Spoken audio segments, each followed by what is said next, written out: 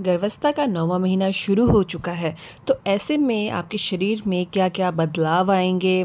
कैसे आप समझ सकती हैं नॉर्मल डिलीवरी होने वाली है? क्या-क्या आपको करना है? तो चलिए हम जानते हैं इन सारी बातों को। सबसे पहले हम चेंजेस के बारे में डिस्कस करते हैं। बच्चे की पोज़ीशन में सबसे पहले आपका चेंज आएगा, जो कि मेनली बहुत ज़्यादा इम्पॉर्टेंट होता है आपकी नॉर्मल डिलीवरी में।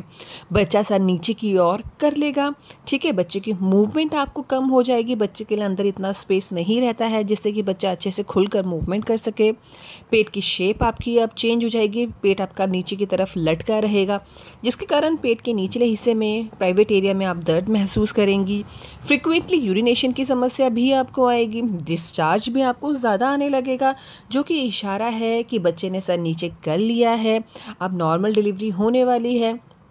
जिसके बाद आपको ध्यान रखना है कि अगर म्यूकसी डिस्चार्ज आपको आ रहा है, यानी कि डिस्चार्ज आपको ज़्यादा निकल रहा है, तो ये इशारा है कि बच्चेदानी का मुंह भी खुलना शुरू हो गया है। अब आपको तुरंत हॉस्पिटल की तरफ जाना है। कमर के निचले हिस्से में दर्द, उठते बैठते सोते समय आपको झंझनाहट, कूल्हे की हड्डी में दर्द महसूस आप कर सकते हैं।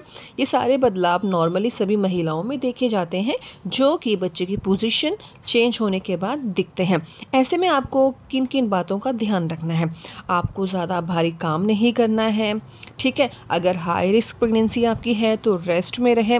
आयरन युक्त अच्छे से आपको भोजन लेना है, आयरन की मेडिसिन आपको दिन में लेनी है और उसको खाने के आधे घंटे के बाद नींबू पानी का सेवन ज़रूर करना है। पानी खूब सारा पीना है, अपनी बॉडी को हाइड्रेशन देनी, जिससे कि बच्चे के चारों ओर का AFI एक्यूरेट रहे, नॉर्मल डिलीवरी में जितना होना चाहिए उतना हो सके। अपनी बॉडी को रिलैक्स बनाने के लिए, बच्चेदानी का मुंह जल्द से जल्द खोलने के लिए आपको गर्म तासीर की चीज़ों का सेवन करना है। अदरक लहसुन का सेवन कर सकती हैं, आप ड्राई फ्रूट का सेवन कर सकती हैं। अब आपको कैसे कैसे अब कौन से सिम्टम्स ऐसे होते हैं जो इशारा करते हैं कि नॉर्मल डिलीवरी होगी? पेट की शेप नीचे को लटकना नॉर्मल डिलीवरी का लक्षण होता है।